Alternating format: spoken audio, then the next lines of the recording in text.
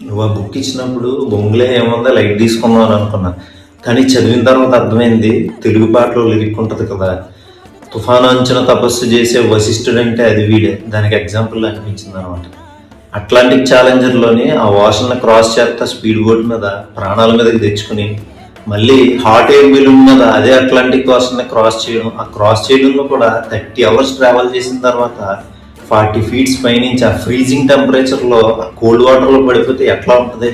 ఆ చావు బ్రతుకుల నుంచి బయటపడ్డాక మళ్ళీ అలాంటి ఛాలెంజ్ ఎవరైనా యాక్సెప్ట్ చేయాలనుకుంటాడా?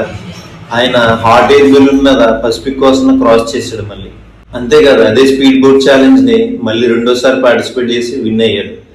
ఫ్లైట్ క్యాన్సిల్ అయితే ఎయిర్లైన్ స్టార్ట్ చేసాడు బెటర్ బాబు. రియల్లీ గ్రేట్ కదా. గాలి, నేల, ఆకాశం ఏది వదలలేదు, స్పేస్లోకి కూడా వెళ్ళాడు.